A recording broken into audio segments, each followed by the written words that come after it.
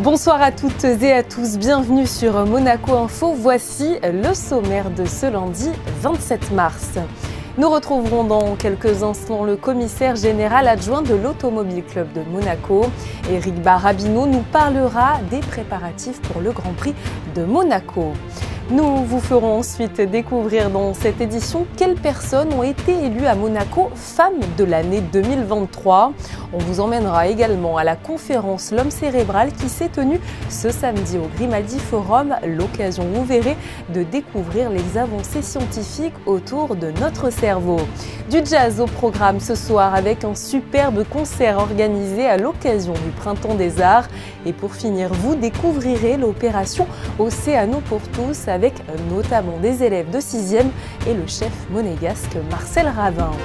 Mais pour débuter cette édition, je vous propose de découvrir les belles images du Bal de la Rose qui s'est tenu ce samedi 25 mars. Imaginé par Christian Louboutin, cette 67e édition s'est déroulée au Sporting Monte-Carlo. Une soirée qui a encore une fois, c'est vrai, tenu toutes ses promesses avec des festivités très colorées cette année sur le thème de Bollywood. Le prince Albert II et son Altesse royale, la princesse de Hanovre et ses enfants ont d'ailleurs ravi tous les convives par leur présence. En effet, il est impossible pour la famille princière de manquer ce gala de charité d'exception créé en 1954 par la princesse Grace. Je vous l'annonçais en titre focus dans ce journal sur les préparatifs du Grand Prix de Monaco, notamment sur la durée des travaux et sur les innovations pour cette année 2023 avec Éric Barabino. Bonsoir. Bonsoir Julia. Alors la principauté a déjà commencé, c'est vrai, sa grande métamorphose avec le Grand Prix qui arrive à grands pas. Où en sont justement les installations? Eh bien on avance, on a commencé le 6 mars. Les tribunes montent un peu partout, nous sommes sur la direction course qui est quasiment terminée. On est dans les timings. Combien de personnes sont mobilisées au total durant ces préparatifs? Une bonne cinquantaine, un minimum. Il y a 1100 tonnes de tribunes à monter. Direction course, c'est 350 tonnes, c'est un très très gros mécano. Et bien rodé heureusement, donc ça avance.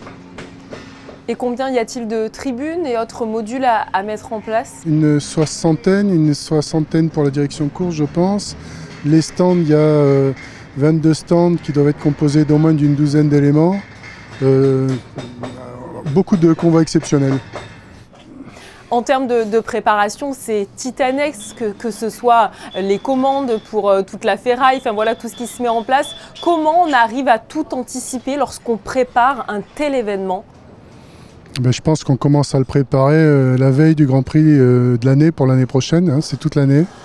Je dirais même paradoxalement, les gens voient le Grand Prix pendant un week-end et c'est entre guillemets la période la plus calme en termes de préparation parce que tout le travail est fait en amont.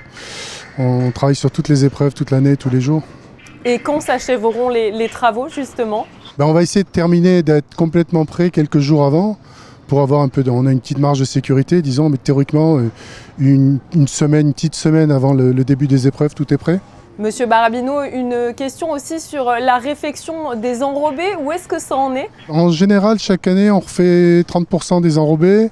Cette année, c'est un peu plus, c'est 50% parce qu'il y a eu notamment des travaux dans le tunnel du Grand Prix. Donc ça, il va falloir le refaire. On va refaire toute la ligne de départ et toute la partie qui se trouve entre la piscine et la rascasse. Et chaque année, c'est vrai, pour chaque année, il y a son lot d'innovation. Qu'est-ce qui est prévu comme nouveauté peut-être pour cette édition 2023, s'il y en a évidemment? On va réaménager l'écran. L'écran qu'il y avait dans l'avenue d'Ostende va changer de configuration avec des écrans haute définition qui vont être placés différemment. Ça, c'est un peu la surprise. Tous les autres écrans du circuit aussi vont être en haute résolution. À part ça, il n'y a cette année pas de grande nouveauté par rapport au public et au tracé du circuit. Non. Monsieur Barabino, un rappel sur les modalités qui entourent ces 2 week-ends de Grand Prix, les dates ou encore les places encore peut-être disponibles? Alors pour la Formule E, il y en a. Le dimanche de Formule 1, je pense plus qu'il en reste parce qu'il y a une très très grosse demande et il en reste probablement pour le samedi. Merci beaucoup à vous Éric Barabino et bon courage pour les dernières semaines de préparatifs. Merci, au revoir. Et je vous rappelle que le Grand Prix de Monaco se tiendra du jeudi 25 au dimanche 28 mai prochain. Nous continuons à vous parler de sport avec la série de 10 victoires consécutives de la Roca Team qui a pris fin dimanche dans la salle de Limoges. Les Rouges et Blancs se sont en effet inclinés sur le score de 83 à 76. Malgré ce résultat, l'AS Monaco Basket est toujours solide leader du classement avec 3 succès d'avance sur son dauphin Boulogne-Levallois. Il va vite en tout cas falloir rebondir pour les hommes de Sacha Obradovic puisque 2 déplacements en Euroleague les attendent cette semaine. Le premier ce mercredi à 18 h face à Kaunas, le deuxième face au Bayern ce vendredi 31 mars à 19 h. Les 2 rencontres seront à suivre en direct sur Monaco Info, profitez-en. Ce samedi 25 mars se déroulaient les 2 demi-finales du top 12 masculin. À cette occasion, la Principauté se mesurait à Noisy-le-Grand. Et c'est Noisy-le-Grand malheureusement qui l'a emporté face à l'Étoile de Monaco 38 à 34. Et Valoris s'est imposé face à Antibes lors de la 2e demi-finale. Noisy-le-Grand et Valoris se confronteront donc pour le titre le dimanche 30 avril prochain au Zénith de Rouen pour une finale inédite. La veille, Antibes et Monaco participeront à la petite finale pour le bronze. Retour à présent sur la soirée de remise des prix Monte-Carlo Femme de l'année 2023 en présence du prince Albert II et de la princesse Charlène. 3 femmes ont été récompensées soit pour leurs actions à l'international, soit pour leurs initiatives en principauté. Sandrine Nègre et Hugo Comassa étaient sur place à l'hôtel Hermitage. Reportage. Elles partagent plusieurs points communs. Elles sont engagées dans le développement numérique et technologique, le thème de cette édition 2023. Elles se sont tout particulièrement illustrées dans ce domaine. I always encourage women to go and try themselves with the scientific field because they can do a lot because we are more creative. So it's not just learn and execute, but it's more about creative into scientifics. In the past, when I've interacted through my work with other royal families and also other governments, it's very formal, and being next to them was just such a wonderful experience. Et si à travers ce prix, les actions à l'international ont été récompensées, un second prix récompensait lui les initiatives réalisées en principauté. It's been really an incredible day filled with many different types of emotions, but mainly I feel a lot of gratitude towards all the people that have supported us at the World so far, because it hasn't been easy. It has been a very long journey, and it will be an even longer one. Ces prix créés à l'initiative de Cinzias Gambati-Coleman mettent donc en avant les actions des femmes, et ce, depuis plus de 10 ans. Un mot de science dans ce journal afin de mieux comprendre le cerveau humain, mais surtout afin de déterminer comment les neurotechnologies pourraient nous permettre de décrypter le fonctionnement de cet organe complexe. Des découvertes qui pourraient peut-être même soigner certaines pathologies du cerveau. C'était tout l'enjeu en tout cas de la conférence L'homme cérébral qui s'est tenue ce samedi au Grimaldi Forum. Les explications de Patricia Navarro sur des images de Thomas Deus.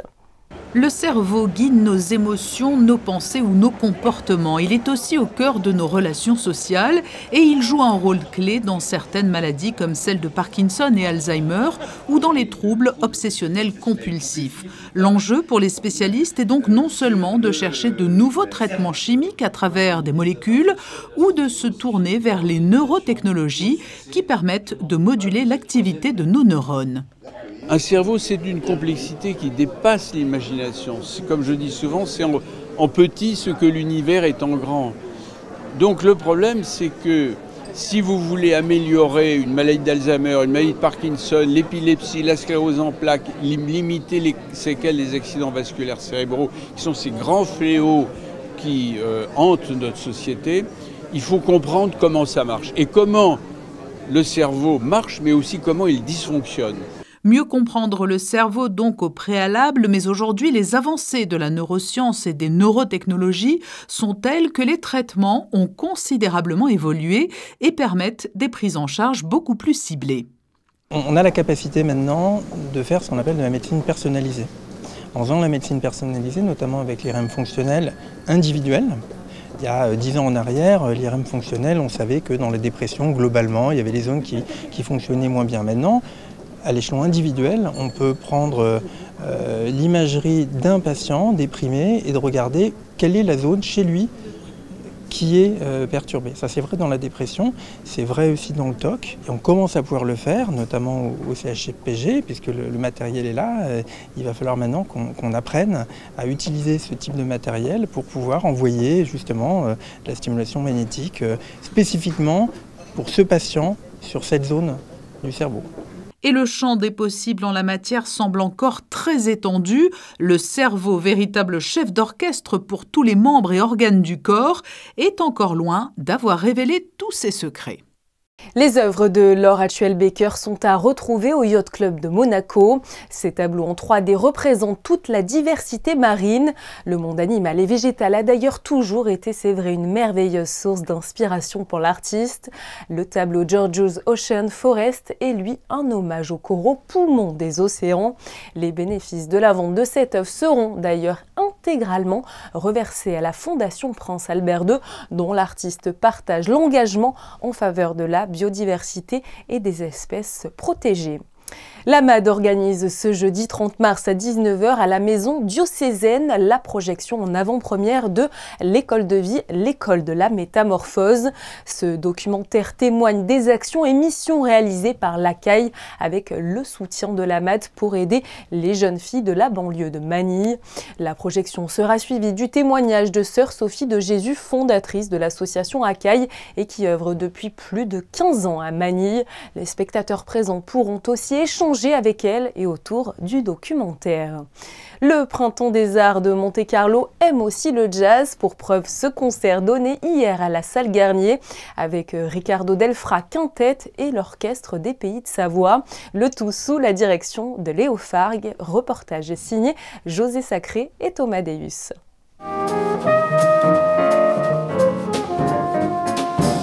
Riccardo Delfra et son quintet avec l'Orchestre des Pays de Savoie sous la direction de Léo Margue ont été les invités d'un concert de jazz proposé par le Printemps des Arts de Monte-Carlo à la salle Garnier où il y avait foule dimanche 26 mars. Au programme, un projet initial du festival Jazz in Marciac, devenu un disque intitulé My Chet, My Song, rappelant la place particulière que le contrebassiste Riccardo Delfra a tenue auprès du génial trompettiste américain Chet Baker pendant les dernières années de sa vie. Ce répertoire a connu un nouvel avatar grâce à l'Opéra de Toulon qui a proposé à Riccardo Delfra de porter ce programme à l'échelle d'un orchestre symphonique. C'est le programme qui est dans le disque éponyme qui s'appelle My Chet, My Song, que je suis ravi de présenter ici à Monaco et qui compte beaucoup pour moi parce qu'en même temps, ce n'est pas simplement des arrangements de standards. Il y a Cole Porter, il y a Gershwin naturellement, mais c'est aussi des morceaux où j'ai créé des medley, c'est-à-dire qu'on commence par exemple avec But Not For Me, et puis j'ai ajouté une pièce à moi qui s'appelle Oklahoma Kid. Mais la liaison s'est faite d'une façon assez naturelle, je crois, et c'est une dédicace naturellement très directe à Chet.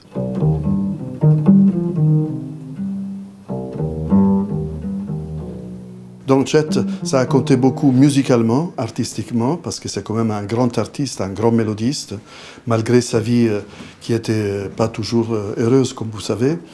Mais par contre, c'est un artiste exceptionnel qui m'a appris énormément sur ce qui est la mélodie, l'espace, les silences. Et puis, il a changé ma vie parce qu'aujourd'hui, je suis français et je suis ici.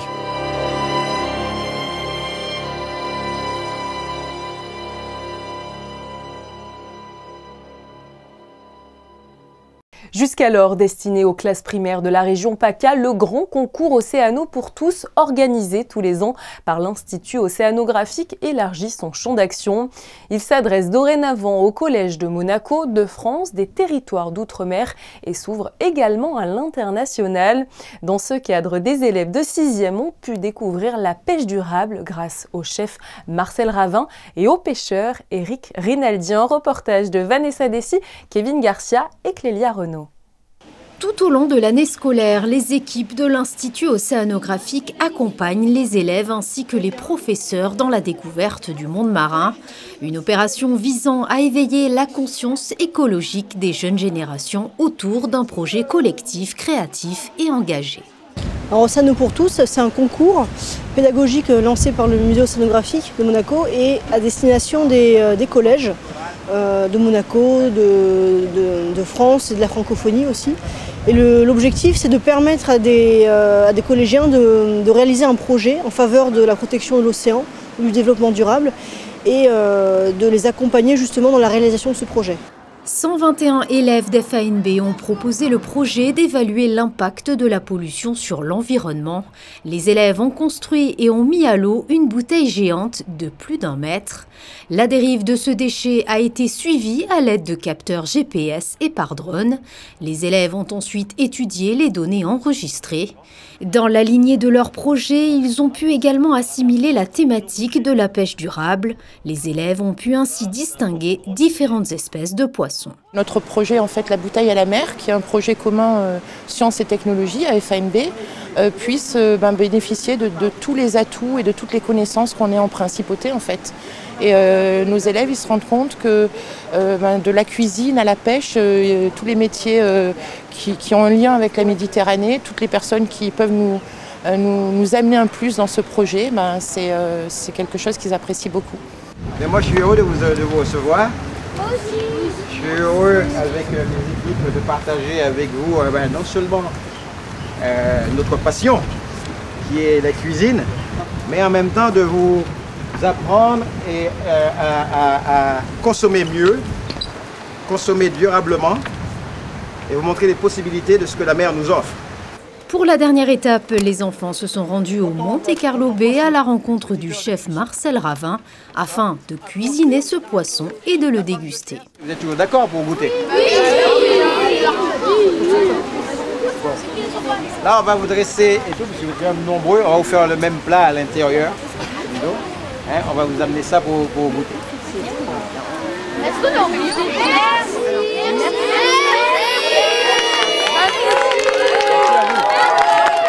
On a appris qu'il ne faut rien gaspiller et que tout peut être utile dans le produit. Oui, comme quand on a fait la bouillie, il y avait la tête des animaux. Au lieu de les jeter, on va les donner aux poissons. Il ne faut pas forcément prendre des poissons qui viennent de très loin parce qu'après quand ils sont transportés, ça pollue énormément. Moi j'ai appris que par exemple pour la rascasse, il faut bien la prendre par les yeux et ne pas la prendre comme ça sans savoir parce qu'on peut se faire très mal déjà en touchant et se faire piquer par les épines et que ça enfle, etc. On a eu de la chance en plus, c'est pas dans tous les collèges qu'on fait ça. Ouais. On a vraiment de la chance d'être ici avec des super profs aussi. Oui, c'est vrai. Pour nous aider. Moi, je suis très difficile à manger au niveau gastronomique et c'était très bon. J'aimais pas trop le poulpe, mais là ça va. Franchement, il est meilleur le poulpe quand c'est Monsieur Ravin. Il est excellent. C'est bon. Il est excellent. J'ai jamais rien mangé aussi bon concernant les poissons. Alors, tu le referas chez toi? Oui, je le referai. Oui, je le referai. 25 projets ont été sélectionnés avec l'objectif d'inspirer et de susciter l'engagement d'autres jeunes pour l'océan. La cérémonie de remise de prix aura lieu le 13 juin prochain au musée océanographique. On reste dans le domaine de la nature avec le Festival des Jardins organisé par le département des Alpes-Maritimes. À cette occasion, 2 créations ont été installées dans les jardins du Casino. Et si elles n'ont pas remporté le concours, elles méritent tout de même le coup d'œil, comme vous allez pouvoir le découvrir dans ce reportage de Patricia Navarro et Thomas Deus. Cela fait maintenant 6 ans que le Festival des Jardins anime toute la région. De Grasse à Nice, en passant par Cannes et jusqu'à Monaco, des paysagistes ont créé de toutes pièces des jardins éphémères sur le thème « Surprenante perspective ». La première création est née de l'imagination d'une équipe varoise. Elle a été baptisée « La Jetée », comme une invitation à une balade en bord de mer. Ce qu'on a voulu mettre en évidence, très vite on est arrivé vers la mer, car c'est un paysage qui nous parle, nous en tant que Varois justement, on aime ce paysage côtier. La perspective pour nous avec justement la jetée, les embruns, c'est quelque chose qui collait assez au thème et on a voulu aussi surprendre un petit peu puisque on attire l'œil par une perspective qui est principale, mais au final pour le thème surprenant de perspective, on se rend assez vite compte dans la déambulation du jardin qu'on va retrouver d'autres points de vue qui vont être ponctués dans notre promenade et attirer l'œil. La deuxième création a été baptisée quant à elle Le Feu, jardin surprenant. Assez sombre, elle fait écho aux incendies dévastateurs auxquels la région doit faire face en été. Our concept is about fire in the landscape and how it's really an important part of the Mediterranean environment. We wanted to show that our normal perspective on fire, that is of a dangerous force that just destroys, is not actually correct, and it can be a very special regenerating force as well. Le Festival des Jardins est gratuit et ouvert à tous. Vous pourrez donc admirer pendant plusieurs mois encore les 2 créations installées au casino. Et notez-le, samedi prochain, des animations seront d'ailleurs organisées dans de nombreux jardins de Monaco, à l'occasion cette fois de la manifestation à la découverte du patrimoine botanique et artistique. Des jardins en tout cas sublimés par un beau soleil aujourd'hui et justement aurons-nous la chance demain d'avoir encore un grand ciel bleu. Bonsoir à vous Vanessa. Bonsoir Julia, bonsoir à tous. Le temps restera très agréable durant la journée malgré quelques nuages insignifiants. Les températures oscilleront de 7 à 13 degrés. Le soleil se lèvera à 7h18 et se couchera à 19h52 et nous fêterons les Gontran. Les championnats d'Europe de sushi se tiennent en ce moment même à Monaco, l'occasion de vous faire découvrir en photo les plus belles réalisations de cette compétition avec Frédéric Nébinger. Demain, vous retrouverez d'ailleurs dans ce journal un reportage complet sur donc les meilleurs sushis d'Europe. C'est la fin de cette édition, merci à vous pour votre fidélité. Je vous souhaite de passer une très bonne soirée sur notre antenne. À bientôt.